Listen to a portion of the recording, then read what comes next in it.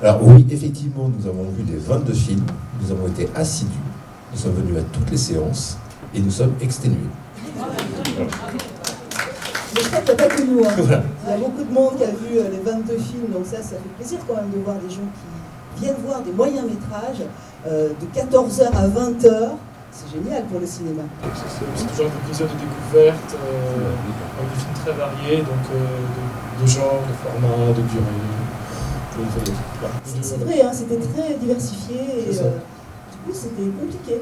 Alors, très diversifié, voilà, mais alors, je suis le préféré du...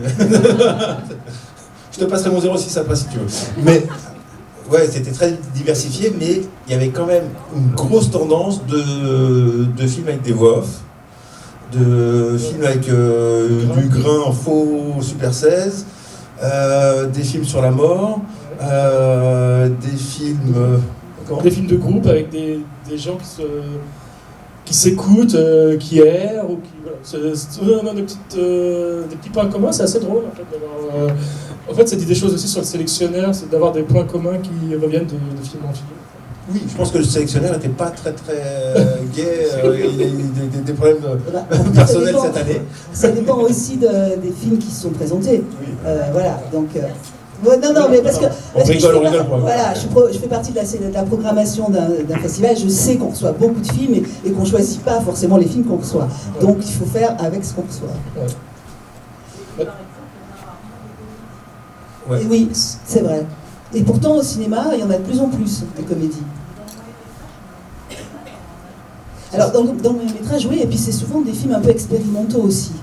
Donc ce sont des moments comme ça de cinéma assez étranges parfois, mais intéressants de voir que ça existe aussi. Ah oui, bah, moi personnellement, je suis plus porté par les comédies, surtout en ce moment où je trouve que c'est important de pouvoir après, j'ai vraiment apprécié les films expérimentaux parce qu'il y avait vraiment des trucs complètement barrés, mais vraiment complètement barrés. Je ne sais pas où vous les avez trouvés, c'est un peu bizarre.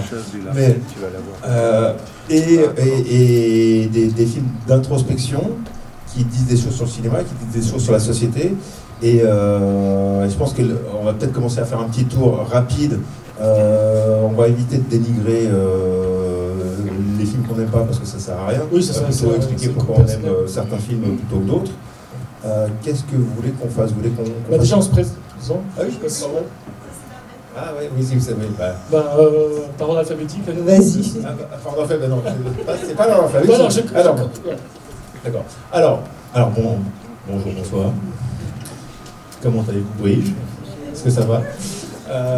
Alors moi je m'appelle Nicolas Bellet, je suis journaliste cinéma depuis très longtemps, j'ai fait ma carrière chez Première et puis maintenant je suis freelance, donc je travaille pour qui me paye, donc si quelqu'un veut que je lui écrive une critique sur le cinéma ou que je lui fasse une interview, je suis preneur. Voilà. Alors bonjour. Alors moi j'ai un parcours un peu atypique, parce que j'ai travaillé pendant des années comme comédienne. Donc je trempais dans ce métier-là, devant, derrière la caméra.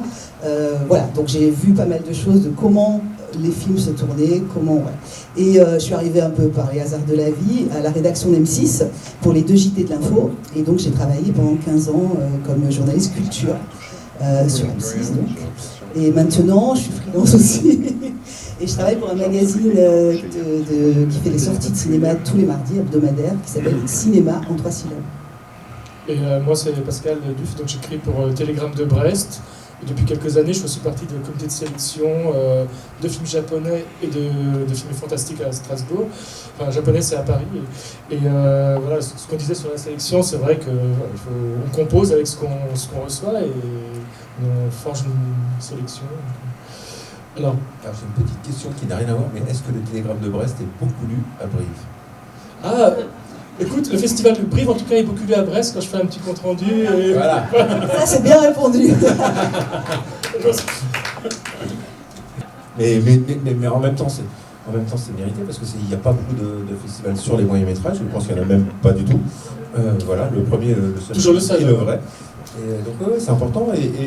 Alors moi, pour être tout à fait franc, je ne connaissais pas du tout le monde des moyens métrages et donc j'étais assez surpris. Moi, je pensais qu'il y avait beaucoup de documentaires et en fait non, pas beaucoup par rapport à la sélection des 22. C'est plus de docu-fiction, ça il y en a beaucoup. Mais... Et effectivement, il y a vraiment beaucoup de vrai cinéma, sans être péjoratif du tout. Parce que le documentaire, le moyen métrage, c'est un peu le parent pauvre du cinéma. Parce que alors, les longs métrages, c'est les stars. Après, on a les courts métrages qui sont quand même beaucoup vus, beaucoup montrés. Il y a beaucoup de festivals. Et puis, il y a quand même ce moyen métrage qui existe, qui est entre les deux. Mais il ne faut pas croire que le moyen métrage, c'est un long métrage en devenir, pas forcément. C'est un film en lui-même. Et ça, je trouve que c'est un exercice pas du tout évident. Il faut qu'il se fasse maximum 1 heure, minimum 32, je crois que c'est 30 minutes. Et donc c'est vraiment un exercice difficile, je pense. Oui, puis ce qui est clair, c'est que grâce à ce festival, il y a quand même des films qui existent qui n'existeraient sûrement pas. Donc c'est aussi important de le savoir. Oui. Et puis en plus, oui. Et puis la question aussi, c'est la distribution de ces films-là. Aujourd'hui, le cinéma est en train de changer beaucoup. Les gens vont moins dans les salles, malheureusement. Mais, bon. Mais de plus en plus, les distributeurs se posent des questions. Est-ce qu'on va faire un événement au lieu de simplement projeter un film? Et ça, c'est formidable. Donc, on fait venir les équipes de films, tout ça. Mais je pense que les courts-métrages et les moyens-métrages ont leur place. Et quand on repart dans le passé, le cinéma, c'était ça au départ. On venait, il y avait une séance et on projetait un court-métrage. Et ensuite, il y avait les actualités. Et ensuite, il y avait le long-métrage pour lequel on était venu. Et ça serait bien que les distributeurs se posent cette question-là et reprogramment comme ça avant les films, au lieu des pubs, ou en tout cas peut-être pas complètement en plus des pubs, un moyen-métrage, un court-métrage, pour que les gens le voient. Bah ouais, voilà. Alors, comment voulez-vous qu'on procède? Alors, oui, parce que là, on perd du temps. Ouais. Nous sommes très sympathiques, mais il faut peut-être qu'on avance un peu, parce que voilà, il y a des réalisateurs qui attendent un peu notre verdict.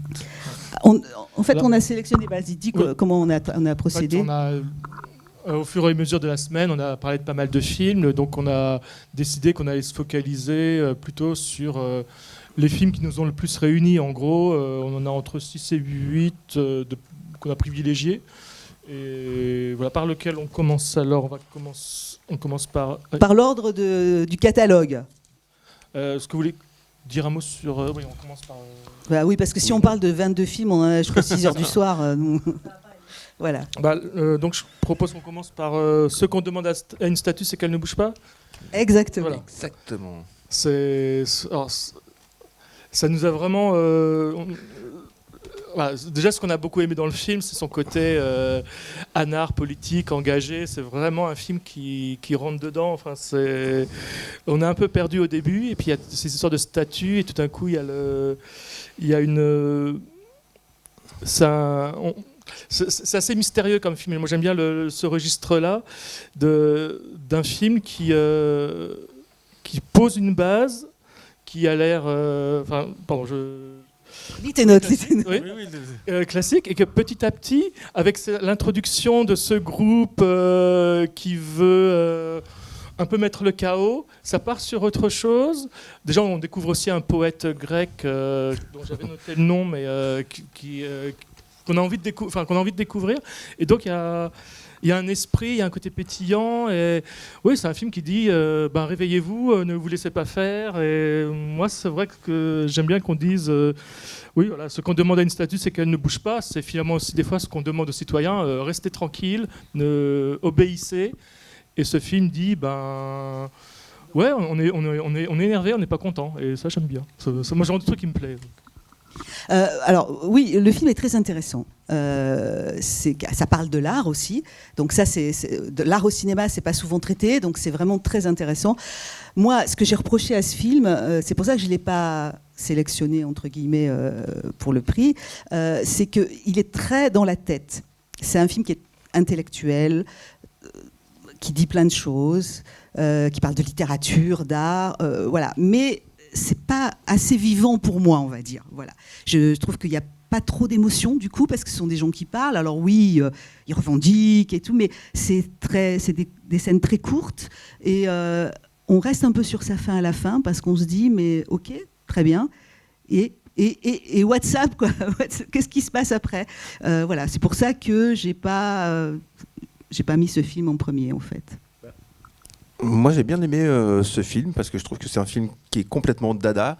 C'est les films dont on parlait tout à l'heure qui sont un peu des ovnis qui pourraient pas sortir en cinéma, à mon avis. Donc, ça a tout à fait sa place dans un festival de moyen métrage. Ça pourrait pas être un court métrage parce que ça serait trop court. Et c'est un film. Alors effectivement, c'est un film barré, c'est un film fou, c'est un film qui parle de l'art, c'est un film qui donne drôlement envie de partir en Grèce pour y aller. C'est un film qui donne envie de retrouver sa jeunesse. Parce que voilà, en fait, ça raconte ça, ce film, sur les idéaux naïfs qu'on a quand on est jeune, faire bouger les statues. Il n'y a pas pire comme idéal, je ne sais pas comment, voilà, et c'est ce que j'ai bien aimé dans ce film-là. Après, effectivement, il a des défauts, parce que comme tu dis, à la fin, on se dit, bon, what else ? Mais en même temps, j'ai trouvé que c'était un film qui donnait la pêche. Et alors moi, c'est vraiment personnel, mais comme je disais tout à l'heure, moi, j'ai envie au cinéma, et en ce moment, d'avoir un peu de légèreté, et ce film-là en fait partie. Et donc, ouais, moi, il a fait partie de mes coups de cœur de cette semaine. Oui, même chose. Non, pardon. Oui, vraiment, moi, ce qui m'a touchée dans ce film, vraiment, c'est que je me suis posé la question après. Je me suis dit, mais est-ce que moi, je suis pas devenue une statue finalement aussi ? Voilà. C'est ce que je t'ai dit pendant toute la semaine. Voilà. Et ouais. et donc, rien que pour ça, ça veut dire que le film fonctionne. Oui, puis il y a tout cet exercice de prendre des gens au hasard dans la rue et de leur demander de jouer une statue. Et il y a des moments extraordinaires, il y a des images assez fortes, d'autres qui ne touchent peut-être pas leur style. Mais j'aime bien cette idée de... Oui, il y a un côté expérimental aussi dans le film. Donc il y a des... Alors, comme disent les critiques de cinéma, des gestes de cinéma qui sont assez intéressants, je trouve. Oui, puis comme tu disais, c'est drôle, quoi. C'est drôle. Il y a cette idée que oui, l'engagement, la résistance à l'ordre établi peut être amusante aussi. Ça n'atténue pas le côté revendicatif. Pardon, je sais pas si le côté revendicatif. Et ça, ce serait assez réjouissant. C'est un film qui dit. C'est un film naïf, et aussi sur la naïveté, je trouve. Un peu brouillon. Oui. Voilà. Alors, qu'est-ce qu'on a? Voilà pour ce film. Alors, c'est pas la peine d'applaudir, on l'a pas fait le film, hein, donc. Non, et puis il n'a pas le prix non plus, quoi. Voilà. On verra. C'est vrai, on ne sait pas. On fait le suspense. On s'était dit, il faut faire durer le suspense le plus longtemps possible. Et là, parce qu'on a un peu discuté avant pour être sûr, quand même. Allez. Alors, le suivant. Alors, il y a What Mary Didn't Know de Constantina Kotsamani. Vas-y, puisque oui. Moi, j'arrive en dernier, donc j'ai plus rien à dire, mais allez-y. Non. En fait, alors c'est vrai que le démarrage nous a beaucoup fait penser au cinéma de Ruben Östlund, pas seulement sans filtre, mais en général ce côté un peu piquant, mais avec une sensibilité beaucoup plus forte. C'est-à-dire que ça passe par, ça commence par un coming of age. Enfin, on suit une adolescente qui est en vacances avec sa famille. Et c'est vraiment elle qui très vite devient le point de focalisation de l'histoire et son rapport avec un jeune homme. Et donc, à travers leur histoire naissante et à travers la manière d'observer tout le peuple autour d'eux, on montre quelque chose aussi de la lutte des classes. Faut dire juste que ça se passe sur un bateau, c'est une croisière. Hein, voilà. Donc, ils sont enfermés sur ce bateau et ils sont sur la mer. Voilà, et donc c'est comme si c'est un huis clos à grande ampleur, énormément de moyens, et ils sont tous enfermés. C'est des êtres riches entre eux qui sont totalement déconnectés de la réalité. Donc ça, c'est la mise en place, les quelques premiers plans. Donc il y a aussi une montée en puissance, je trouve. D'abord, on part de quelque chose de général, puis on vient sur une famille, puis après, on part sur cette jeune fille qui apprend à grandir et à devenir une jeune femme. Enfin, et le tout avec, là encore, beaucoup d'humour. C'est un film assez piquant. Il y a beaucoup d'éléments. Il y a la relation aussi entre cette adolescente et son petit frère. C'est un film là encore assez politique. C'est vrai que on n'a pas forcément fait exprès, mais il y a beaucoup de films politiques et des films politiques chacun à leur manière qui nous ont happés et qui nous ont séduits. Et puis il y a le film est tellement impressionnant aussi formellement, que ce soit dans le cadrage, dans la mise en scène, la direction d'acteurs. C'est vraiment un film qui... J'avais déjà vu un autre film de cette réalisatrice. Et, ça... C'est Electric Swan. Oui. Ici, oui, d'accord. Oui, c'est vrai. Oui, d'accord. Oui, Electric Swan, qui était déjà un film sur la lutte des classes, sur l'opposition entre les riches et les pauvres, les maîtres et les dominés. Enfin, et là, donc, il y a une continuité thématique, et ça, c'est assez réjouissant de retrouver cet esprit-là. Et voilà, je vous laisse aussi dire des choses.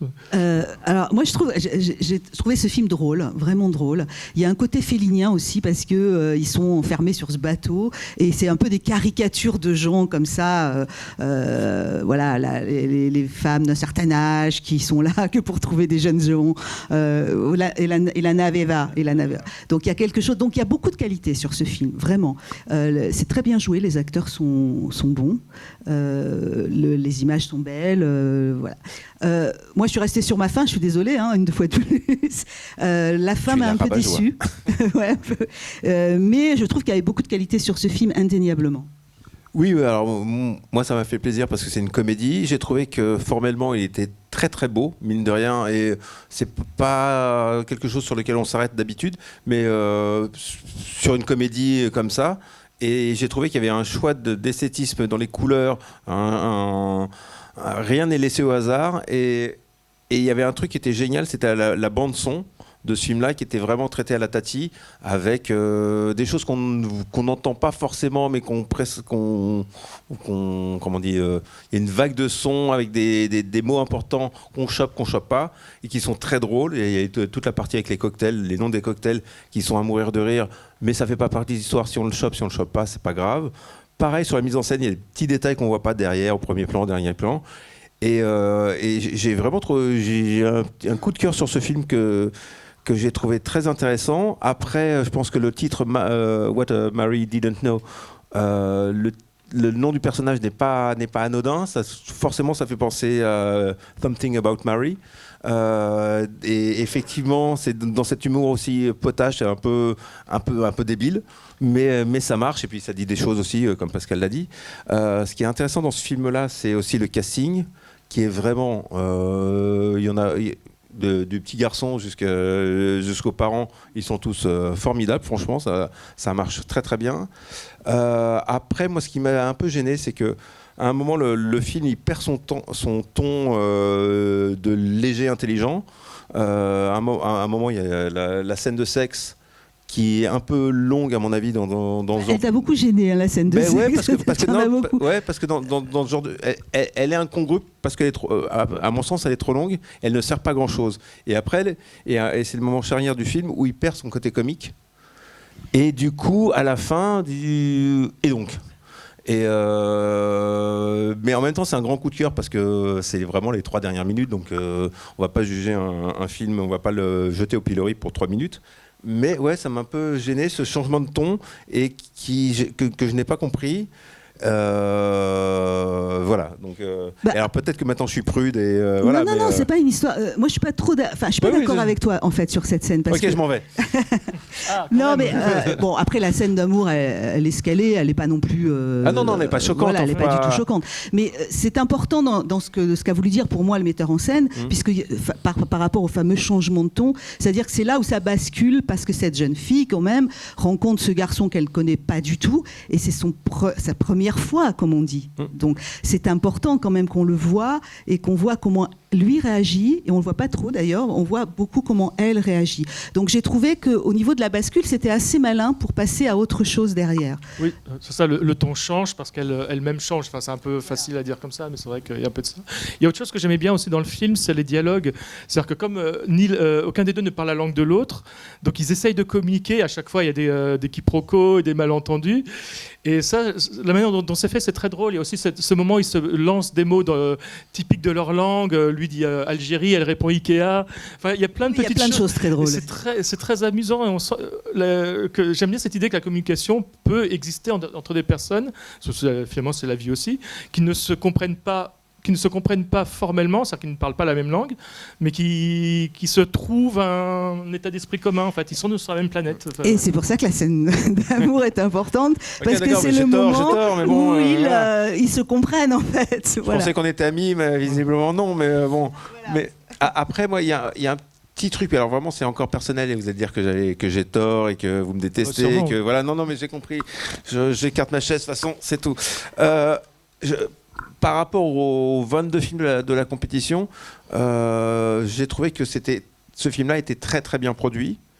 Et donc c'est un peu difficile alors, bien produit, on va schématiser, il y a de l'argent, mais c'est vraiment schématique.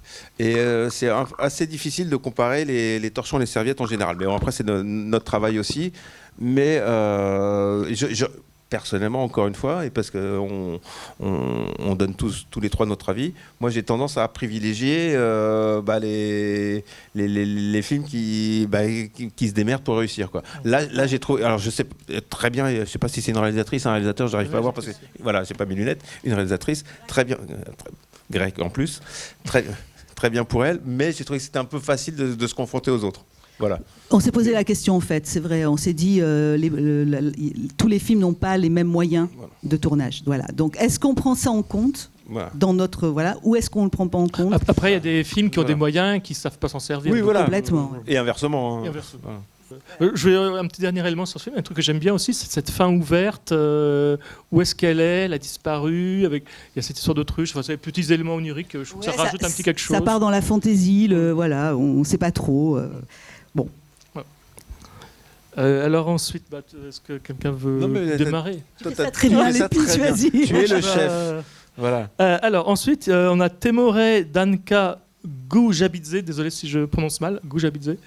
Et oui, ce film d'une créativité folle. Enfin, je trouve ça assez magnifique. Je sais pas si elle est là, mais c'est vrai que j'aurais des questions à lui poser. Est-ce que le film, c'est un film en photo pour les Voilà, en gros, il y a des films comme La Jetée de Chris Marker, qui est toujours le film évident, mais il y a aussi Retour de Wan Puan Chang, je suis en train de massacrer son nom, mais c'est aussi des photos qui suivent le parcours en train d'un jeune homme qui va sur les traces de son père. Et donc c'est un genre de cinéma qui n'est pas si courant que ça, mais qui existe quand même. Il y a assez régulièrement des exemples. Et celui-là arrive à trouver son originalité. Le film est constamment dynamique. Enfin, c'est en gros un acteur... un peu raté, on peut le dire, enfin qui peine à trouver. Pas raté. Non, qui peine à trouver du travail, voilà. C'est pas pareil. Non, c'est ça. Ça se passe en Géorgie quand même, donc c'est pas non plus. Non, mais c'est ce qu'on dit quand on dit acteur. C'est un acteur qui n'a pas encore trouvé sa place dans son métier, en gros. Et donc il fait livreur, et il est livreur, et donc il lui arrive plein de mésaventures. Et ce qui marche super bien, c'est qu'il y a une sorte, c'est à la fois hétérogène et homogène, c'est-à-dire qu'il y a plein de petites successions de scènes qui des fois ne sont pas très liées. Ça tourne quand même beaucoup autour de son métier d'acteur, et il y a beaucoup d'humour. L'humour passe par... Alors déjà, ce qui me fascine, c'est que c'est un film donc, en photo, une succession de photos. En noir et blanc. Alors, est-ce que c'est filmé de manière traditionnelle et ensuite on prend les photogrammes, ou alors est-ce qu'il y a un mélange de...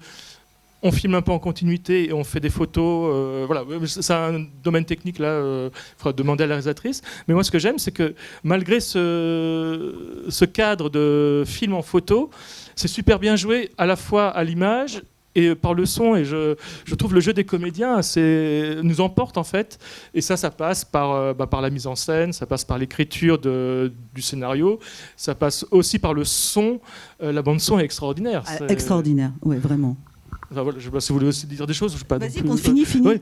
Et il y a un rythme, il y a tellement d'idées créatives, c'est à mourir de rire. Et en même temps, là encore, c'est aussi un film qui parle de politique, du monde d'aujourd'hui, de la pauvreté, enfin de milieux difficiles, et aussi de politique.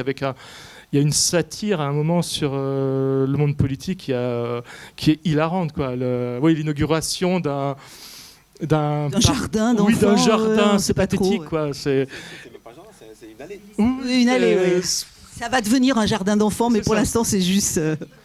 C'est ça. Voilà, c'est une négociation de 3 marches. Avec cet homme politique qui ne sait pas du tout ce dont il parle, qui improvise, c'est drôle. Enfin, voilà. Moi, je serais irrésistible. Alors, le cinéma géorgien, moi, il est très intéressant. Et il n'y en a pas beaucoup, parce que c'est très difficile, en fait, de filmer, enfin, de produire un film là-bas. Et j'ai trouvé que le film était vraiment malin. Parce que, alors moi, ce qui m'a touchée, c'est peut-être par rapport à mon parcours, j'en sais rien. C'est ce garçon qui est acteur et qui, ses journées, c'est vraiment la bohème, quoi. C'est-à-dire qu'il passe, il va vite livrer quelque chose, et puis après, paf, il faut qu'il aille vite faire la marionnette pour inaugurer le jardin d'enfants. Et puis ensuite, le soir, il faut qu'il fasse encore je sais pas combien de kilomètres pour aller jouer une pièce de théâtre. Enfin bon, ça, c'est la vie des saltimbanques, comme on dit. Et c'est très, très bien retracé. On le vit avec lui. L'acteur est extrêmement touchant, mal en photo. Donc c'est fort quand même, parce que ça bouge pas. Enfin, très peu. Donc, pour faire passer comme ça des émotions, des sentiments, juste par des photos, j'ai trouvé que c'était vraiment un tour de force. Et puis, ça parle vraiment de la Géorgie, de ce qu'est la Géorgie aujourd'hui, et de ce pays qui est dans une espèce de pauvreté quand même assez générale, et avec un gouvernement, alors je ne connais pas le gouvernement, la politique géorgienne et tout, mais on le voit à travers des gens qui sont complètement en dehors du coup, qui pensent que sans doute à leurs intérêts personnels, et qui ne vont pas du tout. Alors quand ils vont vers leur peuple, c'est juste pour inaugurer vaguement un truc, mais le type il pense qu'à une chose, c'est se barrer avec sa petite fille. Enfin bon, donc ça c'est fort de pouvoir retracer tout ça avec cette succession de photos, et c'est très créatif au niveau des photos. Les photos sont très belles. Je sais pas si... Après, moi, c'est un noir et blanc que j'ai vraiment adoré, parce que il y a une, comment on dit, oui, un étalonnage sur le noir et blanc qui est vraiment, les noirs sont très noirs, les blancs sont très blancs. Après, le côté photogramme, j'ai trouvé ça génial. Ça m'a fait penser à des dessins animés, une espèce d'animation de dessin animé. Mais au-delà de ça, parce que je ne vais pas rester sur le côté formel, parce que le côté formel est tellement fort, mais il faut vite le dépasser, parce que c'est pas que ça qui fait que... Moi, c'est vraiment un coup de cœur, ce film-là. C'est pas que ça qui fait que c'est un bon film. C'est aussi... Il y a plein de choses que vous avez dites. La bande-son aussi, pareil que le film Mary, à la Tati, avec des effets aussi de petits bruits comme ça, des sons qu'on comprend et qui sont drôles en eux-mêmes. Mais il y a aussi une très très belle musique. Alors je ne sais pas si c'est une musique originale ou pas. Il y a un morceau en piano solo qui est très très très, très joli. Et en même temps, ça dit beaucoup de choses de la Géorgie sans être misérabiliste. C'est juste beau, voilà, simple, beau, efficace. Et c'est assez rare au cinéma d'arriver à cette épure, parce que c'est un film qui est vraiment dans l'épure. Et c'est ça qui est passionnant avec ce film-là. Et en plus, ça dit des petits trucs aussi sur la religion, mine de rien, avec la scène au théâtre. Alors, vous le verrez, il ne faut pas trop dévoiler, parce que c'est un peu... Mais c'est ce que j'ai vraiment aimé dans ce film-là, c'est que c'est un film qui a l'air très simple, et je pense que ça a été très compliqué à faire, mais en gros c'est en fait c'est un petit bijou de poésie, et c'est ça que j'ai aimé. Et c'est rare au cinéma d'avoir un bijou de poésie qui se tienne du début jusqu'à la fin, parce que j'ai pas trouvé de moment, à part si j'avais une critique à faire, c'est que le héros tombe en panne avec son scooter. Donc c'est un film a priori, j'arrive pas à le lire d'ici, mais en gros 50 minutes ou 40, j'en sais rien. Il tombe 2 fois en panne. Je dis bon, sur un moyen métrage, c'est un peu dommage d'avoir 2 fois le même effet. Bon, c'est pas très... C'est vraiment la seule critique que j'aurais sur le film, qui est vraiment oui, qui se tient du début jusqu'à la fin, et pour le coup qui est vraiment un film, un moyen métrage, parce que c'est une journée dans la vie de ce comédien, du matin jusqu'au soir, point. Et ouais, moi c'est un de mes coups de cœur de ce festival. Oui, la même chose, et c'est vrai que c'est tellement... Oui, il y a vraiment cette créativité. Il y a aussi une générosité des personnages. Ce sont des personnages qui sont en galère et qui quand même se soutiennent. Ça passe. On n'est pas dans la vision de la misère de la Géorgie, que je ne connais pas, donc je ne vais pas juger. Et en même temps, comme tu disais, c'est un pays dont on ne connaît pas trop les films. Oui, Ottavio Celani. Voilà, et je suis très curieux et j'ai trouvé ça génial, quoi. Et ça a l'air tellement simple à faire, alors que je pense que ça va être très compliqué, mais c'est ça qui passe. Et il y a aussi, crème, comme disaient les jeunes. Ce qui dégage de ce film, c'est cette espèce de joie de vivre simple, des gens qui sont quand même dans une situation parfois terrible. Et le film parle de ça et arrive très bien à le transcrire. Un peu comme le cinéma italien des années 30. Ouais, voilà. Oui, la bicyclette, voilà, le voleur de bicyclette. Pardon, excusez-moi d'avoir des références. Alors, il y a quoi d'autre? Alors, ensuite, on arrive à La journée qui s'en vient et flambant neuve de Jean-Baptiste Mess. C'est... Ouais, alors, on est au Canada, là. Comment le résumer? Ça... Il est là. Voilà. Bah, félicitations. Et ça... Monsieur qui est là. Ouais. D'accord. On monte pas du doigt. Bah oui, mais... Alors, voilà, ça fait partie de ces films qui sont entre le documentaire et la fiction, mais presque plus par la mise en scène que par le doute sur est-ce que c'est vrai ou est-ce que c'est faux. Moi, il y a un côté un peu essai. Donc, en gros, on passe notre journée, dans le film, dans un diner, à travers les interactions de divers clients qui se dévoilent, qui échangent entre eux. Ça fait partie de ces films dans la sélection qui sont des portraits de groupe un peu disparates. Et celui-là se détachait assez nettement. Je trouve qu'il y a c'est encore un de ces films qui a un vrai charme et qui est très amusant. Les interactions entre les personnages, ça dit des choses sur la société, sur des gens un peu isolés. Il y a beaucoup de gens qui sont tout seuls. Et les gens se parlent ou pas, mais la manière dont ils sont observés, est-ce que ce sont tous des vrais personnages? J'ai l'impression que oui, mais il y a un peu une part de mystère. C'est pas didactique. On ne dit pas, ces personnages sont vrais, voilà, ces personnages sont de fiction. Il y a un cinéma comme ça d'observation à l'américaine dans la manière de regarder. Enfin, j'adore quand on sait filmer les diners, parce qu'il y a toujours on a l'impression d'un cadre de vie un peu exceptionnel. Il pourrait se placer plein d'événements. Non, c'est juste ces personnages qui sont là et qui sont observés avec beaucoup d'affection, je trouve, et de générosité. Ah oui, alors énormément de générosité. Et ce que je trouve, c'est que il parle d'un monde quelque part. C'est très nostalgique en fait. Il parle d'un monde qui est en train de disparaître, avec des gens qui ne se reconnaissent pas plus en tout cas dans cette ville. Et elle le dit. Il y a une dame qui dit à un moment, mais moi je suis allée manger dans un restaurant et alors c'était très cher. Et il y avait que ce qu'on appelle nous des bobos. Non, ça va pas. Moi je vais retourner là où j'allais avant. C'est le seul endroit où on peut trouver encore des œufs bacon. Et ça, j'ai trouvé ça génial parce que les gens se retrouvent autour de ces œufs au bacon et c'est extrêmement touchant. Et il y a des plans extraordinaires. Et moi, je pense pas du tout. Peut-être il peut nous le dire, le réalisateur, mais je pense pas. Je pense que c'est vraiment des vrais gens. Je pense pas que ce soit des acteurs du tout, ni mise en scène. Non, je pense qu'il y a une part de mise en scène, mais oui, mise en scène, bien sûr, mais c'est des vrais gens. Voilà, c'est des vrais gens. Et ces gens-là ils les filment avec beaucoup d'amour, beaucoup de gentillesse, et il y a des plans sur les yeux de ces personnes.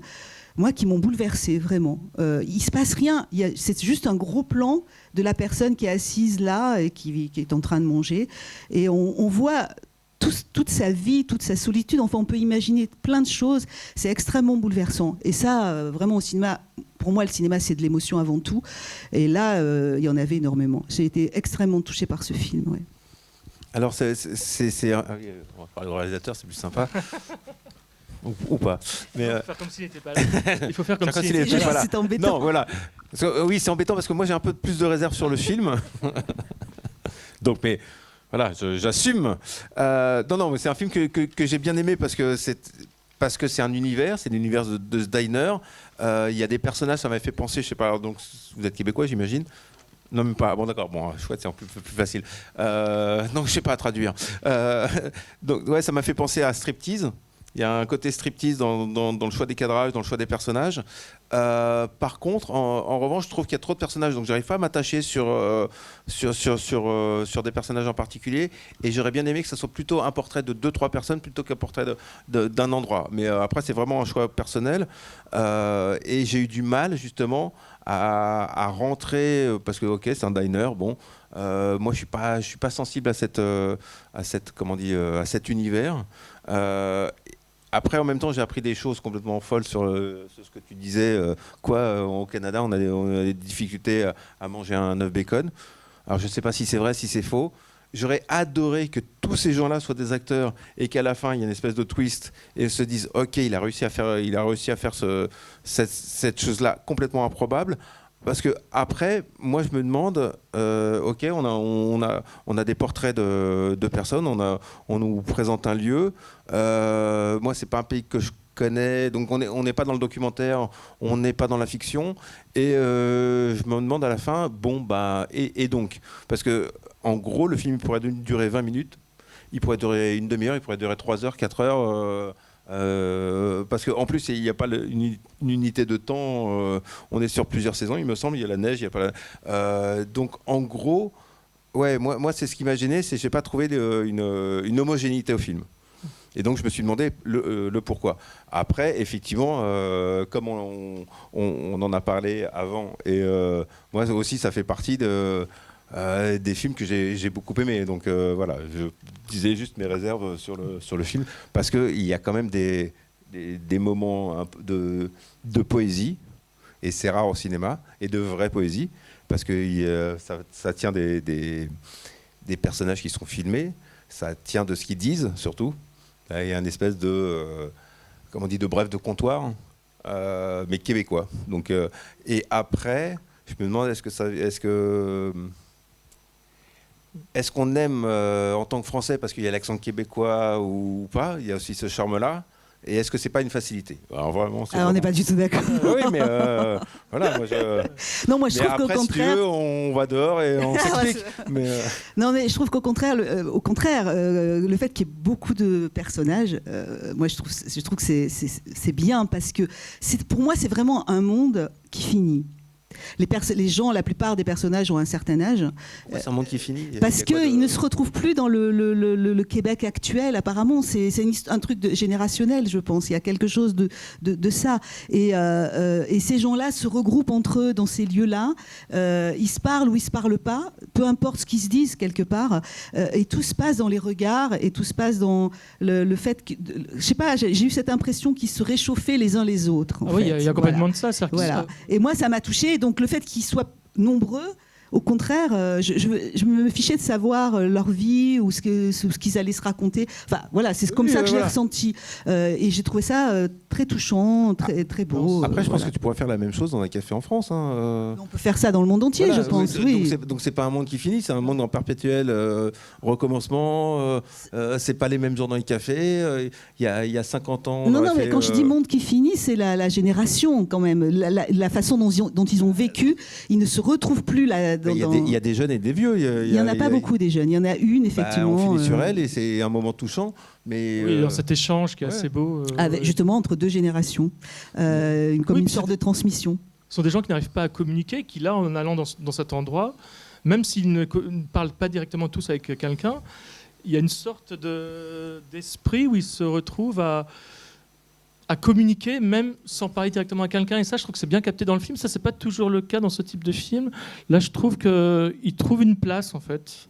Moi j'ai beaucoup fréquenté la Cinémathèque française et tu sens que des gens y vont pour rencontrer des gens, pour exister auprès de quelqu'un. Il y a un peu de ça dans ce lieu en fait, et ça je trouve que c'est plutôt bien retransmis. Tu es en train de me dire que le diner était l'équivalent de la Cinémathèque française? Franchement ok d'accord, mais je n'ai plus d'argument. Si on est dans ce genre d'argumentation là, voilà. Non mais ça capte une réalité de gens qui vont dans un endroit, pas seulement pour l'endroit mais pour ce qu'ils représentent, et pour parce que ça leur donne le moment une qu'ils vont passer là ensemble en fait. Ça je le ressens bien dans le film en fait, il y a cet élément là.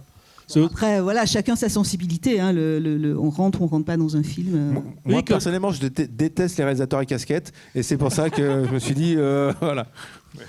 Voilà. Alors, on enchaîne avec Tu parlais de comédie tout à l'heure, Maggie, Les Traquances de Victoire Boyer, qui est...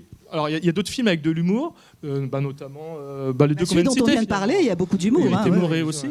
Et Les Traquances, c'est la grande comédie frontale de cette sélection, qui est vraiment très drôle et très moderne, très contemporaine. Pour citer un autre cinéaste récent et pas d'autres figures un peu emblématiques, il y a du Guillaume Braque dans ce cinéma-là. Et je dis pas ça simplement parce qu'il y a Édouard Sulpice, mais il y a j'adore cette idée, ce personnage. En plus, on sent que c'est du vécu de rock critique qui va presque improviser un texte sur un musicien. Quand on lui propose ça, il a l'air de réagir en disant je sais pas du tout qui c'est. Après, on voit que c'est peut-être un peu plus compliqué que ça, mais j'aime bien cette idée de... déjà, le titre est génial. C'est cette idée de mélanger... on espère tous les trois que ce terme va rentrer dans le langage commun. Parce que franchement, traquance, c'est génial. Déjà, moi, j'avais jamais entendu, mais je trouve ça génial, cette idée de travail, vacances. Ça fait un mot valise assez super. Et le film a une fraîcheur et une drôlerie. C'est super bien écrit. Les dialogues sont très drôles. Les interactions entre les personnages sont amusantes. Et c'est un film à la forme simple, mais qui raconte ce qu'il a à faire de la manière dont tu vas le faire. Il y a une forme d'évidence qui est aussi agréable, et c'est un film assez ludique, et on s'amuse. Quand on envoie des comme ça à Brive, ça fait toujours plaisir quand on sait qu'on... Qu'est-ce que tu sous-entends sur le festival de Brive? Il y a beaucoup... quand on voit des films comme ça à Brive... je trouve qu'ils arrivent à trouver... Toi, tu es un vieux routard de Brive. Ça fait 10 ans qu'il vient à Brive. 150 ans. Et non, il y a toujours une barbe pas blanche. Voilà. D'accord. Et le film m'a beaucoup amusé. Et j'avais d'autres choses à dire, mais là, j'ai une petite aperçu. Voilà, je vous laisse. Alors moi, je trouve que c'est un film qui est extrêmement bien écrit, extrêmement bien joué. Et alors très classique dans sa forme, comédie classique française, bien menée, drôle, avec du fond. Voilà, donc c'est vraiment un film abouti. J'ai trouvé que c'était un des plus aboutis de la sélection. Classique, mais abouti. Mais classique, c'est pas un gros mot, voilà. Que dire de plus? C'est déjà beaucoup, quoi. Ça parle évidemment de la paternité, ça parle d'énormément de choses en fond, mais de façon avec beaucoup d'humour, et c'est pas lourd du tout. Les acteurs ils sont pour beaucoup parce qu'ils sont très justes, ils sont dans la nuance, ils sont pas du tout dans la caricature. Il y a des scènes de repas dehors comme ça qui sont vraiment très savoureuses. Non, c'est un film réussi. Oui, après c'est une comédie, donc moi j'ai apprécié. J'étais surpris de voir un film comme ça à Brive, parce que j'avais peut-être une idée des moyens métrages qui étaient particulières, parce que comme tu dis, c'est vraiment un film classique, et encore une fois, c'est pas une critique. C'est tout à fait un film qu'on pourrait imaginer en long métrage, en court métrage, en série télé, parce qu'il y a un ton, il y a un groupe d'acteurs qui sont tous justes, et il y a une espèce d'effet de groupe, de casting. Ils vont tous bien ensemble. C'est un film drôle, mais pas un film poète-poète. C'est juste des situations et 2-3 vannes, et ça passe, et sans prétention. Et en fait, c'est un film. Ce qui est intéressant dans ce film-là, c'est en gros, c'est un feel-good movie, tout bête. Je pensais pas qu'on pouvait faire un feel-good movie sur un temps aussi court, mine de rien. Et donc c'est pour ça que c'est un film qui m'a plu. C'est un film aussi où il n'y a pas énormément de personnages, il n'y a pas énormément de décors, mais ça passe. C'est un film où l'image est assez jolie. Les images de la nature, sans faire des caisses sur protégeons la nature, etc., etc. Mais en gros, ça passe, le message passe, et je sais même pas s'il y a un message d'ailleurs, c'est peut-être moi qui ai vu ça. Et je trouve que c'est un film agréable à regarder, on se détend, on dit ouais. Et on a envie c'est un film dans lequel on a envie de rentrer. On a envie d'être dans cette vie, de participer. Après, effectivement, on pourrait le développer sur le côté le personnage du beau-frère. Il est savoureux, malheureusement, il est un peu court. Mais en même temps, on s'en fiche. Et j'ai trouvé que c'était un film qui feel good, qui donne la pêche, et qu'on a envie de poursuivre. Donc ça fait partie aussi des coups de cœur de ce festival pour ma part. Ouais, le personnage du beau-frère, c'est vraiment... Là encore, c'est le côté un peu politique du film. C'est ouais, les riches, ils nous font bien chier quand même. Et son métier est absurde. Et en plus, réel. C'est un vrai métier. J'ai des amis qui le font. Et c'est un métier utile même. Comment anticiper les... communiquer sur la communication de crise. Et c'est vrai que la manière dont il est présenté dans le film, évidemment, est caricaturelle, mais en même temps, on sent qu'il se comporte comme ça. Il y a des fois, on le voit. Et donc ça, c'est drôle et c'est dit avec humour. Voilà, justement, on le voit pas trop et peut-être qu'il y avait plus de scènes avec lui au départ, j'en sais rien, et qu'ils ont décidé de couper. Mais en tout cas, je trouve que ce qu'il dit en peu de scènes, ouais, moi, j'aime bien. Et puis en plus, c'est en plus le gars qui dit en fait un truc que tout le monde peut-être pense. Mais pourquoi il reste alors que son ami n'est pas là? Voilà, donc il apporte un peu aussi de ce truc un peu basique et comme on disait, tous les acteurs sont jusqu'au bébé qui est adorable. Le bébé est très bien, hein, il est formidable, le bébé. Non, mais le personnage, en fait, c'est vraiment un film sur la paternité de ce jeune homme qui, sa petite amie est enceinte et apparemment, il assume pas du tout ça. Et donc, il part chez un copain et il se retrouve dans la maison du copain avec le papa, la maman du copain, la sœur et le petit copain de la sœur. Et le copain n'est pas là. Voilà. Donc, et il reste là. Et en fait, c'est son chemin à lui pour essayer de comprendre qu'est-ce qu'il va faire de cet enfant quelque part à naître. Est-ce qu'il est prêt? Est-ce qu'il n'est pas prêt? Il n'est pas prêt, mais quand même. Et il va rencontrer une jeune femme, par hasard complètement au bord du lac, qui est avec son petit bébé et qui, elle, est une femme toute seule avec son enfant. Et voilà, il va se passer plein de choses. Et grâce à ça, à la fin du film, il sait où il en est. Voilà, je dirais pas quoi, mais donc ça, c'est très juste. Je trouve que le cheminement comme ça de ce garçon est très juste. Oui, puis c'est un peu trouble sa relation avec cette femme qui a un bébé, alors qu'il vient de se faire larguer par sa compagne parce qu'il n'a pas l'air d'avoir envie d'avoir un enfant. Et donc c'est trouble, c'est-à-dire que est-ce qu'il va tenter de séduire cette mère célibataire? En plus, coup de bol, elle est célibataire, donc ça lui permet de commencer à comprendre ce que c'est d'être père, tout en tentant une relation... Enfin, il y a plein de petits trucs qui ne sont pas forcément très nobles, le valorise pas forcément, mais il fait une démarche où il évolue, et le tout dans un registre ludique. Il y a des messages qui sont assez nets. Bon, le côté politique avec le beau-frère, bon, c'est vrai que ça peut être plus convenu, mais la dimension intime sur c'est quoi de grandir, d'apprendre potentiellement à avoir une famille. Est-ce qu'on a le droit de refuser ça? Et tout ça passe par un contexte comique frontal. Après, non, puis en plus, c'est un film complètement hors du temps. Il pourrait se dérouler maintenant, il pourrait se dérouler il y a 10 ans, dans 20 ans. Et c'est ça qui est assez joli dans ce film, qui lui offre un charme particulier. Ce qui est intéressant aussi, c'est l'acteur principal, dont j'ai oublié le nom. Edouard Sulpice. Voilà. Et il a un côté un peu Pierre-Richard lunaire. Et ça faisait longtemps qu'on n'avait pas eu de personnage comme ça au cinéma. Et honnêtement, ça fait du bien. Parce que c'est un personnage décalé. Du coup, c'est un film un peu en décalage de tout ce qu'il y a en ce moment. Et oui, moi, ça fait partie des choses qui m'intéressent, parce que, comme j'arrête pas de te dire, j'ai envie d'un peu de légèreté. Et là, on est complètement là-dedans. Et je veux dire peut-être une dernière chose sur le film. Alors c'est peut-être que moi ça, mais je trouve donc ça parle évidemment des hommes et de la paternité et de comment ils vivent ça, mais ça parle aussi des femmes et de la maternité, avec le personnage de cette jeune femme seule qui à un moment donné a quand même besoin de laisser son enfant, même soi-disant pour une après-midi, mais bon, à ce garçon qu'elle ne connaît pas. Donc ça interroge beaucoup tout ce qu'on peut ressentir par rapport à un enfant, qu'on soit un homme ou une femme.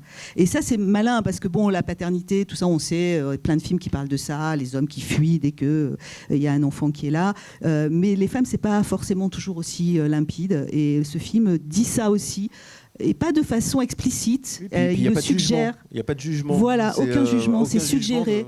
Voilà. Et on en fait ce qu'on veut. C'est vrai que effectivement, tu as raison. Je n'avais pas vu ce... Voilà. Ouais, mais je suis une femme, c'est pour ça. Et voilà, je l'avoue. Ah, patriarcat. Après, moi, j'avais juste été intrigué par Edouard Sulpice. Dans le générique, il est crédité comme, si j'ai bien compris, l'auteur de l'article. Mais donc, ça m'intriguait. Mais l'article, à un moment, l'article de jazz. C'est ça, voilà. Mais ça vient de lui au départ. Voilà. D'accord. Et après, oui, c'est pas non plus un coup de cœur parce que ça parle d'un journaliste, hein, qu'on soit d'accord. Voilà, on n'a pas fait le corporatiste. Voilà, je vois des mous dubitatifs dans la salle. Non, voilà, je préviens. Oui, mais bon. Et puis tous les journalistes ne sont pas comme ça. Il y en a des sérieux. Ah. D'accord. Comment ça? Ah, bah merci. Il dit quand même. Hein. On passe au dernier film. Au dernier film que nous allons a priori évoquer, mais peut-être qu'on reviendra sur d'autres. Upshot de Maha Hadj.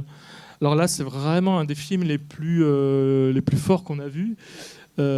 C'est un film qui parle à la fois d'aujourd'hui, mais qui a une dimension universelle. Même si le cadre est très clair, il a aussi une dimension universelle par ce qu'il dit sur la violence, la guerre, comment la guerre peut frapper les familles. Donc, c'est un homme et une femme d'un certain âge qui sont tout seuls dans une maison et qui parlent de leurs enfants, de leurs petits-enfants, comment ils grandissent. Et alors, pour ceux qui ne l'ont pas vu, il ne faut pas trop en dire. Donc, je vais juste me limiter à dire le film part aussi sur un élément de ce qu'on vous dit et ce qui est réel, ce qu'on vous montre et ce qui est réel n'est pas forcément synonyme. Et beaucoup de films s'égarent là-dedans, ça fait des twists un peu idiots. La manière dont la vérité est révélée dans le film est très subtilement amenée et surtout dit quelque chose de deuil impossible. Quand je parle de deuil, c'est deuil du temps qui passe aussi, hein, mais voilà, et de comment vivre certaines choses. Enfin, et le film a une atmosphère et une densité qui passe par l'écriture, par la mise en scène, par ces deux comédiens qui sont extraordinaires, qui font passer beaucoup de choses et qui rendent tout normal, crédible. J'ai peur d'en dire trop, donc Non, mais c'est vrai. Tout ce que tu dis, c'est ça. En fait, les images des âges sont très très belles. Vraiment, on suit ce couple dans leur vie quotidienne. Lui taille ses oliviers, voilà. Elle fait la cuisine. Ils mangent ensemble et ils se parlent de leurs enfants. Et alors, c'est drôle parce qu'il lui dit oui. Alors, je sais plus comment elle s'appelle, la jeune fille. Oma m'a appelé. Ah oui, bah, elle a appelé toi, mais pas moi. Enfin, ils se disputent un petit peu parce que bon, ils ont les enfants préférés. Donc tout est tout à fait normal d'un couple qui vieillit et dont les enfants sont partis loin, mais bon, ils ont une vie de famille, tout va bien. Et cette espèce de calme comme ça, de sérénité même si on sent des fois un petit détention entre eux. Et puis à un moment donné, il y a un homme qui arrive et je vous dirai pas ce qui se passe, mais c'est un cataclysme. Et ça, moi, je l'ai pas vu venir. Oui, un journaliste. L'homme en question est un journaliste. Oui. Voilà. Et c'est un cataclysme et on le voit pas venir. On le voit pas venir. Alors que parfois, quand on voit beaucoup de films, au bout d'un moment, on sait un petit peu les mécanismes. On se dit ah oui, bon, là, il va se passer ça. Là, moi, j'ai rien vu venir et c'est bouleversant, vraiment bouleversant. Honnêtement, c'est le plus beau film du festival formellement. Au moins ça.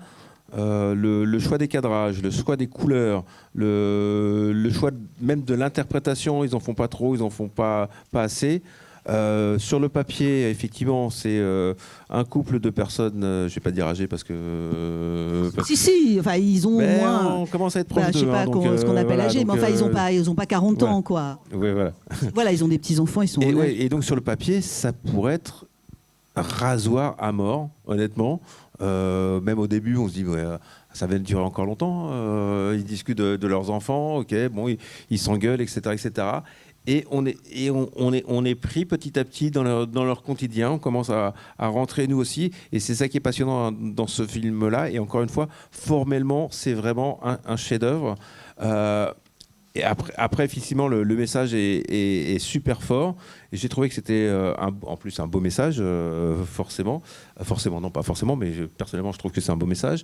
Alors, on va pas essayer de dévoiler le... C'est difficile d'en parler sans dire. Ouais. On va pas dévoiler le twist, mais alors... Moi, j'ai quelques réserves sur ce film parce que je trouve qu'il y a un côté épisode de la 4e dimension.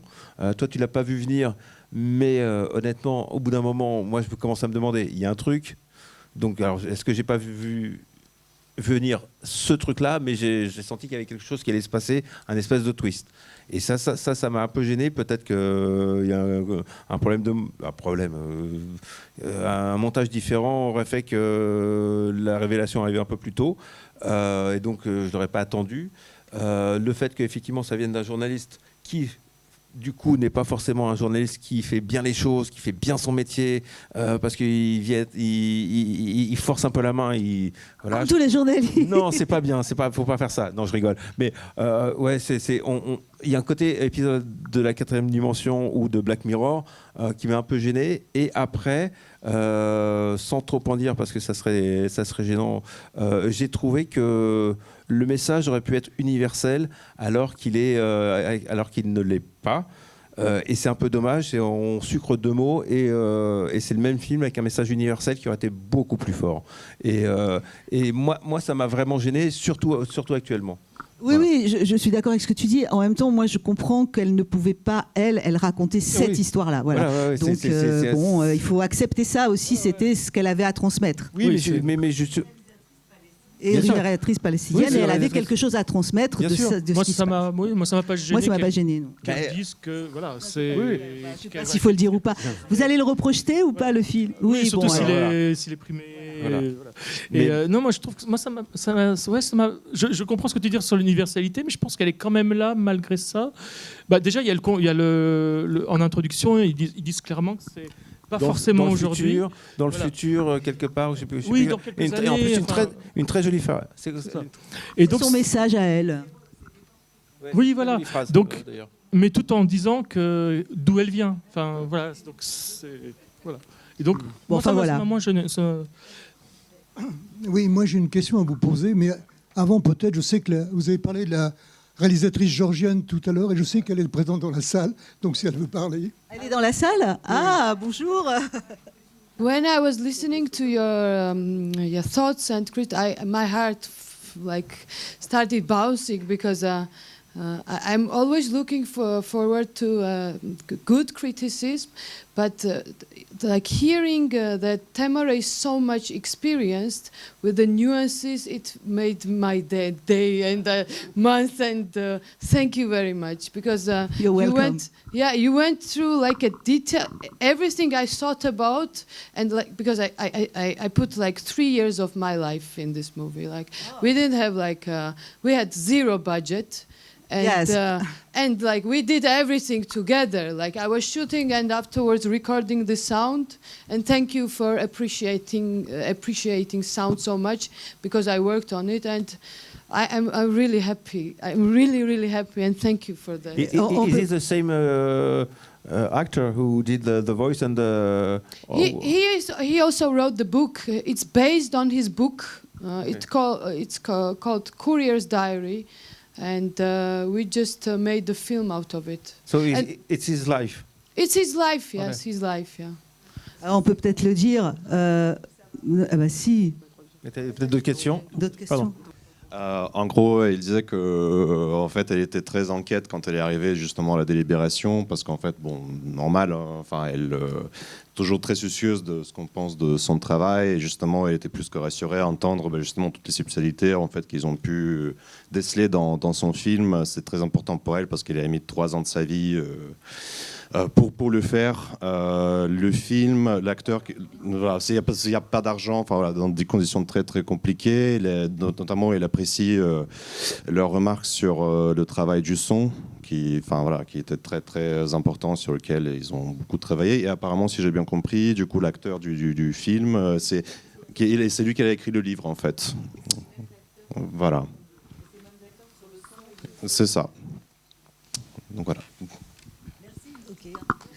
Merci, bravo. Merci pour vos interventions, mais moi je vais vous poser une question. C'est quoi le cinéma pour vous ? Alors c'est une question très compliquée, mais je pense que le cinéma, pour répondre simplement, c'est chacun a son cinéma, chacun... mais je sais bien que vous allez me dire, oui, c'est facile de dire ça, mais moi je crois pas, parce que je crois qu'on vient voir un film avec son passé, ce moment où on est là et où on est de bonne, de mauvaise humeur, voilà. Et on est attiré, on est ému par un film vais réagir. Oui. À ce moment-là. Et moi, je sais qu'il y a des films qui m'ont pas du tout touché et que j'ai revus des années après en disant mais je suis passée à côté complètement parce que ce jour-là, c'était pas le jour qu'il fallait. Donc qu'est-ce que le cinéma? C'est tellement différent. Il y a toutes sortes de cinéma. C'est le moment où quelque chose vous percute, vous touche, vous donne envie de vivre, de pleurer. Voilà. Je pense que c'est ça avant tout. Ouais, ou pas, parce que c'est un moment dans une vie. Après, on peut aller voir du cinéma, on peut aller voir un film, on peut aller juste envie de se mettre dans une salle pour passer un moment. C'est comme si on demandait la question « Qu'est-ce que c'est l'art pour vous ?» On peut pas répondre à une question. C'est juste, il y a quelque chose qui nous touche à un endroit, à un moment donné, et c'est un truc qu'on peut partager avec les autres, ce qui est assez rare. Et en gros, c'est ça le cinéma. Et il y a toujours la question que tout le monde nous pose quand on est critique de cinéma, c'est quoi ton film préféré ? Et en gros, le film préféré, il varie en fonction de mon moment de la journée, de mon moment de l'année. Ça n'existe pas, c'est juste un moment. C'est comme une musique qui est associée à un moment de ma vie. Un film est associé à un moment de ma vie. À un moment, j'ai envie de voir des films qui me font rire. À un moment, j'ai envie d'être ému. Parfois, je vais voir quelque chose et je suis surpris. Je ne m'attendais pas du tout à voir ça. Et parfois... je m'attache à des détails, je suis dans parce que après c'est un métier pour nous, donc on va voir des films dont on n'a pas forcément envie. On y va, et on est capté, on est pris, on est happé par quelque chose qu'on n'avait pas vu, qu'on n'avait pas anticipé, et ça c'est génial. Des petits moments. Moi je déteste les gens qui vont au cinéma et qui partent parce qu'ils trouvent que le film est mauvais. C'est complètement débile. Il y a toujours un moment, une seconde, quelque chose, un plan, une image, un mot, une sonorité. Et c'est ça le cinéma. On peut pas répondre. Alors je vais pas dire que votre question est insignifiante, mais c'est bizarre comme question. Qu'est-ce que le cinéma ? C'est comme si je vous demandais qu'est-ce que c'est que respirer. On peut pas. J'en sais rien ce que c'est. C'est un moment dans ma vie qui ne sera pas le même que le vôtre et qui ne sera pas le même que le leur. C'est quelque chose. C'est quelque chose qu'on partage. C'est rare de pouvoir partager des choses avec des inconnus. Et en gros, si j'ai une définition, c'est ça le cinéma. C'est quelque chose que je peux partager avec des inconnus. Et c'est déjà très fort. Oui, puis ça dépend aussi à la personne à qui on s'adresse. On peut trouver un mode de communication avec certaines personnes et on va aller vers ce film-là dans notre lien avec cette personne. Et puis dans un registre plus professionnel aussi, il y a le côté un film avec une mise en scène évidente qui se voit peut ne pas nous intéresser. Un film qui a l'air fait de manière... un film de cinéma, ça peut être l'écriture, ça peut être la mise en scène, ça peut être les deux, ça peut être... Oui, voilà. Donc il n'y a pas de réponse. Oui, je vais vous répondre. Je vais vous répondre très rapidement. Pour moi, le cinéma, c'est quand même un art visuel et le langage des images. Et dans vos exposés, dans vos chroniques, vous avez beaucoup parlé en fait du scénario. Le film qui se passe sur un bateau, c'est très bien. Le film Les Traquences, c'est rafraîchissant, j'ai beaucoup apprécié. Mais l'écriture cinématographique, elle est où ? Alors justement, le contre-exemple, c'est que la réalisatrice qui est derrière vous a relevé qu'on n'avait pas parlé du scénario, mais qu'on avait parlé du son, qu'on avait parlé de la musique. Et c'est ça aussi l'écriture cinématographique. On n'a pas du tout vraiment parlé de son scénario. Elle a parlé d'un livre. On n'a pas du tout évoqué le livre. On ne savait pas du tout de quoi il s'agissait. Je suis d'accord avec elle. Le cinéma, c'est un tout et c'est un rien. On peut effectivement aimer un film pour son scénario, on trouve les acteurs affreux, mais on adore l'histoire, ou on peut aimer une mise en scène, on peut aimer une image, on choisit. Mais est-ce que vous ne croyez pas que c'est aussi une alchimie entre tout ça ? Oui, mais à part le film georgien et puis Shop, pour les autres, pour moi, c'est... Bon, c'est très classique. Le film sur le bateau, c'est du déjà vu. Hein. C'est votre sensation, voilà. Votre sentiment, et c'est tout à fait votre sensation. On n'est pas tous. Voilà. Est-ce que quelqu'un veut réagir sur ce qu'on a dit sur les films ? Il y a un film dont vous avez dont on a parlé, où vous êtes d'accord, pas d'accord, ou est-ce que vous avez quelque chose à dire par rapport, je veux dire, au film dont on vient de parler ? Ou peut-être un film dont on n'a pas parlé et dont on aurait dû peut-être parler. Oui. J'aimerais bien entendre quelques mots sur Naissance d'une pierre de Camille Anker. Oui, c'est compliqué parce qu'il y a des éléments qu'on trouvait intrigants. Qu'est-ce qui se passe dans cette voiture entre cet homme et cette jeune femme ? Donc la mise en place nous a intrigué, mais après, c'est vrai qu'on a été un peu perdu. Peut-être parce on aurait aimé avoir plus de réponses, j'ai l'impression, mais en tout cas, il y a la manière dont la mise en scène est faite dans la voiture, en montrant les extérieurs, la cohabitation entre l'intérieur de la voiture et les extérieurs. Donc ça crée clairement un mystère. Après, il me manque quelque chose pour m'intéresser vraiment. Je suis resté un peu extérieur, mais dans les films vers lesquels on n'est pas vraiment allé, celui-là nous réunissait aussi un peu dans... C'est Oui, ça, à un moment, on se pose la question. Alors, c'est exactement l'exemple dont on parlait. Ce film-là, c'est un film. Alors là, j'ai parlé pour moi, je ne vais pas parler parler pour mes camarades. C'est un film qui est intéressant formellement. Alors formellement, oui, le grain dont on parlait tout à l'heure, le film avec du grain, les contre-jours intérieur-extérieur, c'est intéressant. Deux personnages, comment ils arrivent, je ne sais pas si c'est un réalisateur ou une réalisatrice, bon bref, une réalisatrice arrive à filmer comme ça.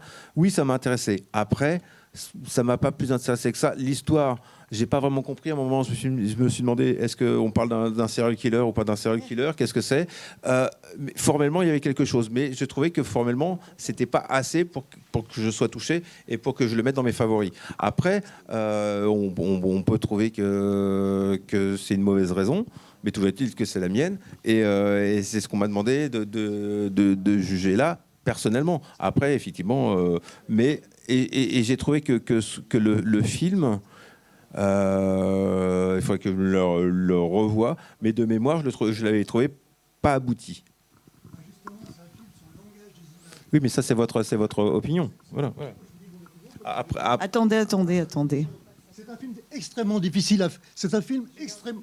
Vous êtes le réalisateur, le producteur? Non, je ne suis pas le réalisateur. C'est un film extrêmement difficile à faire. Filmer le néant. Tous les films sont difficiles. C'est un road movie vers le néant. Oui, mais et ce film ne tient que par les images. Mais il m'a pas touché. Et j'ai pas été angoissé. Et faire un film comme ça, je peux vous dire que c'est casse-gueule. Oui, de toute façon, faire un film en général, c'est très difficile. Il faut pas croire que faire du cinéma, c'est facile. Moi, on va pas parler de ce film pendant 2 heures. Non. C'est la même question que la précédente au sujet du film Un jour j'aurai une île. Le film qui avait été où le scénariste est actrice principale, c'est ça? D'accord, ok. Ah oui. Je vous laisse parler et après. Voilà. Tu réfléchis. Si, je sais ce que je veux dire. Mais moi, j'ai. Bon, pardon, mais j'ai pas été touchée par ce film. J'ai trouvé que c'était quelque chose qu'on avait déjà vu souvent. Je sais pas quoi dire de ce film. C'est-à-dire, je me suis pas attachée au personnage. J'ai compris ce qui se passait, mais je suis restée à l'extérieur. Après, vous dire exactement pourquoi, je sais pas. Peut-être c'était pas le bon jour pour moi, j'en sais rien. Mais je trouve que ce film est lent, le rythme est pas bon pour moi.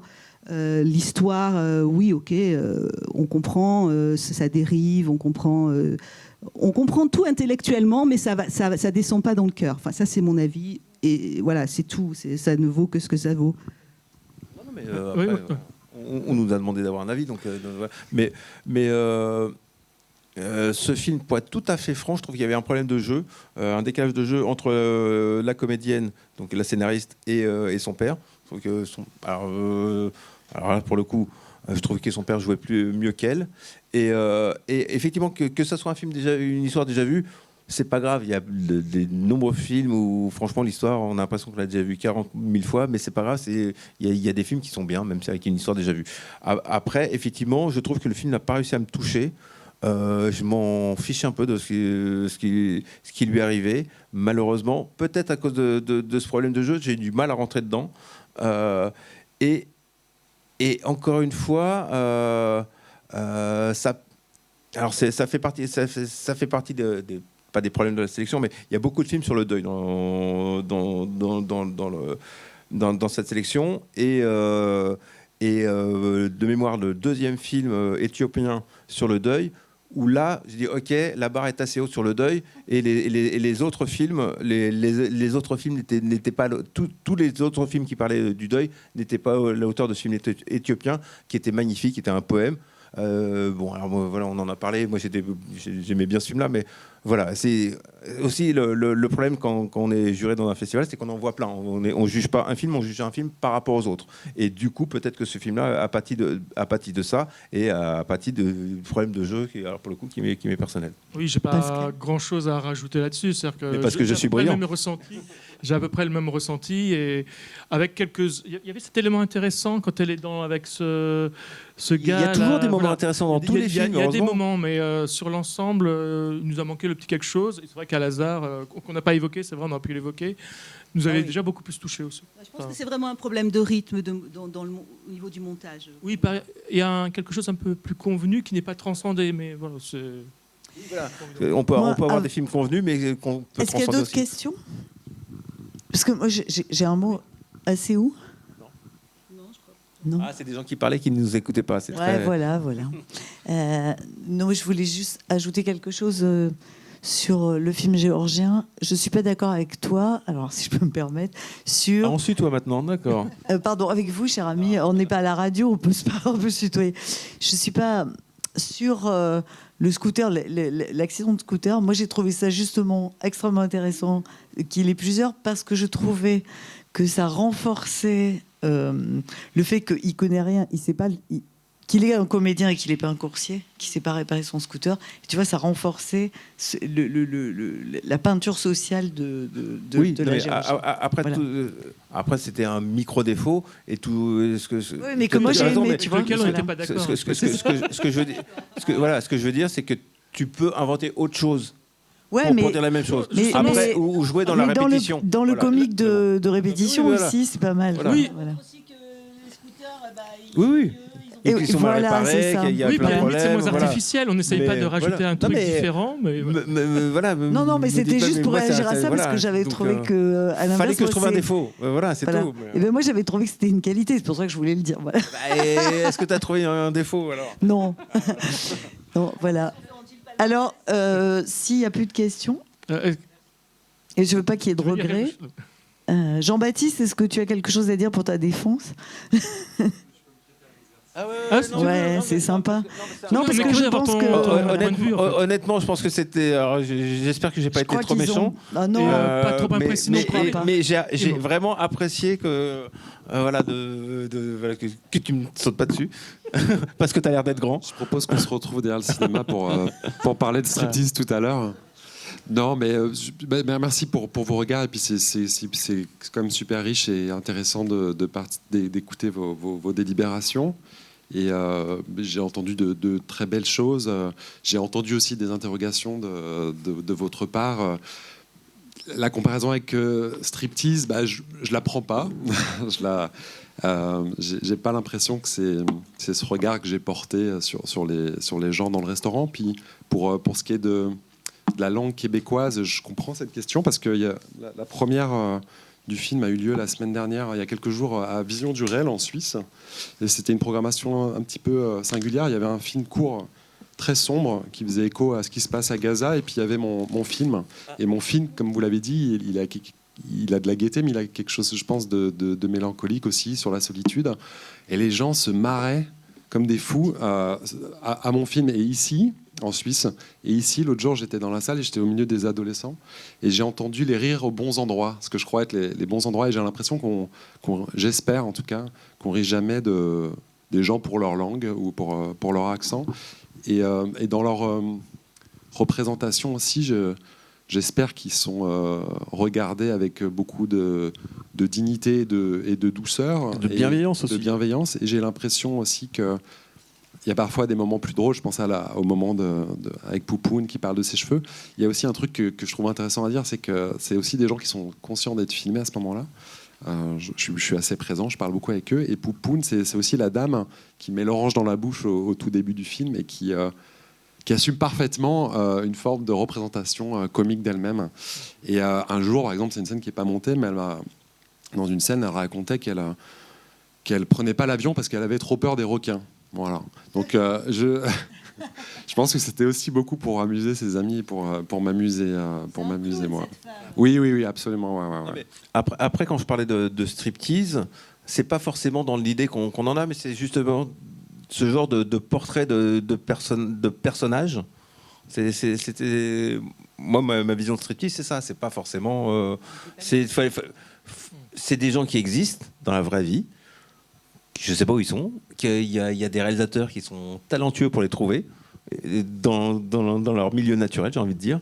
Et voilà, pour moi c'est un compliment. Hein, c'est pas non plus. Voilà. J'entends. Et c'est vrai que, alors je sais pas si bon, c'est comme si c'était une poursuite de la discussion. Je sais pas si je les ai trouvés ou plutôt qu'eux m'ont trouvé, parce qu'en fait Poupoune, Denise la dame sourde et muette, ou Gannon l'américain très seul, c'est eux qui sont venus me trouver le moment où j'ai sorti mon micro la première fois pour faire des sons dans le restaurant. Et il y a cette histoire de solitude et j'en parle parce que c'est les premières, mais j'ai vraiment le sentiment aussi que les personnes que j'ai filmées, c'est celles qui ont désiré être filmées, et quand j'ai cherché à filmer d'autres personnes, ça a jamais fonctionné.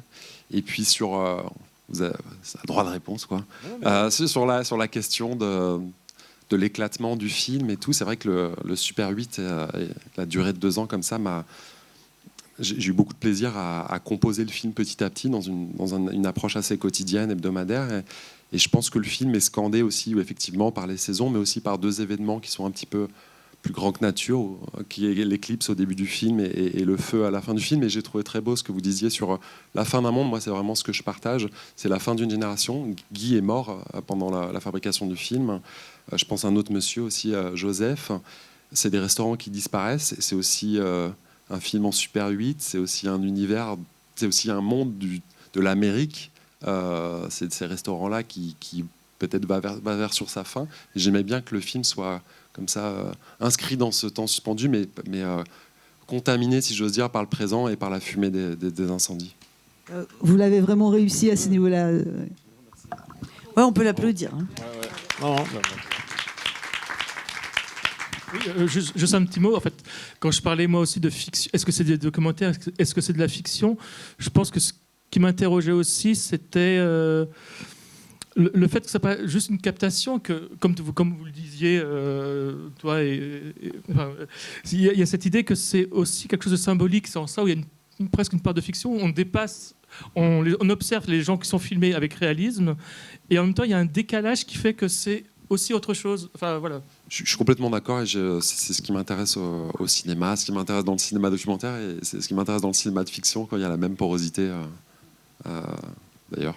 Et du coup, c'était facile à monter un projet comme ça Parce que c'est quoi? C'est sur 2 ans, c'est ça? Sur 2 ans, mais c'est 90 cartouches de Super 8. Je crois que, si je me dis pas de bêtises, c'est 3h45 de rush.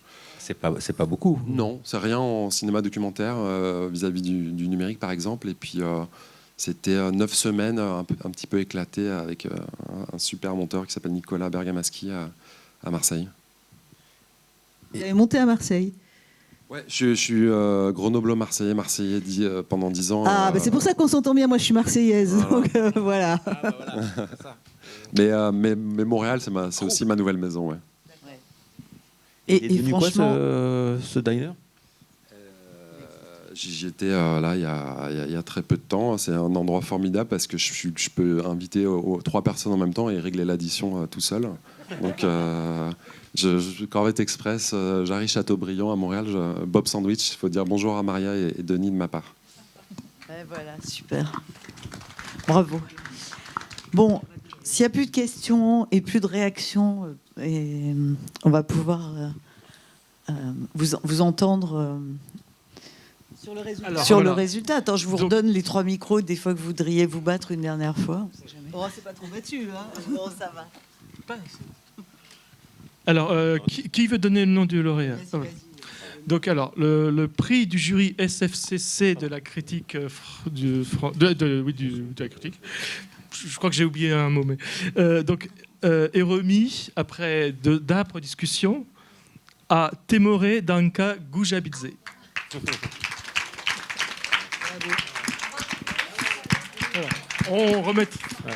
On le remet ce soir. Oui, voilà.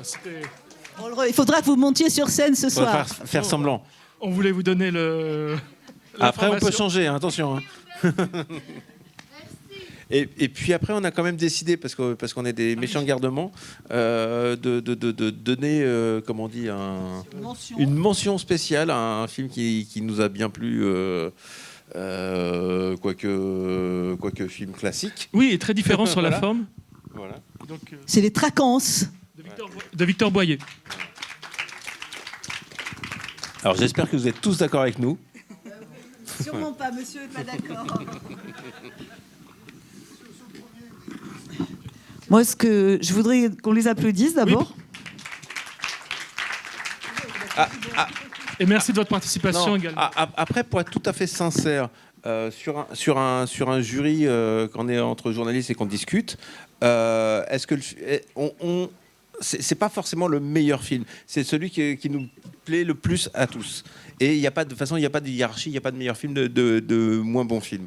Et déjà, c'est aussi un moment de vie. Là, on était tous on a envie de quelque chose qui nous, voilà. Après, on aurait pu être. Oui, et vous avez. Moi, je voudrais vous remercier. Enfin, on voudrait vous remercier avec Giulio sur d'abord d'avoir fait cet exercice qui n'est pas facile. Hein, il faut le savoir. De débattre en public, c'est jamais facile, même quand on est journaliste. Ça, de votre regard et de temps que vous avez pris pour justement parler des 5-6 films qui vous ont le plus plu, dont celui de Jean-Baptiste et d'autres. Et ça, c'est vraiment bien de le faire et de ne pas juste se contenter de donner le prix comme ça. Donc, merci beaucoup. Et on espère que vous reviendrez à Brive. On est tous d'accord, je pense tous les trois, on a eu beaucoup de plaisir à faire ça et à parler de ces films et à les voir. Oui, puis à échanger même sur les films qui nous ont moins touchés, en fait. Parce qu'il faut rappeler que ça reste subjectif et que... Bien sûr. On a dit, il y a peut-être des films qu'on n'a pas du tout aimés, que d'autres ont été heureux de voir. Donc voilà, ça reste... merci. Oui, merci beaucoup. Et merci à tous ceux qui étaient dans la salle, bien sûr. Bon, on les avait payés. Hein.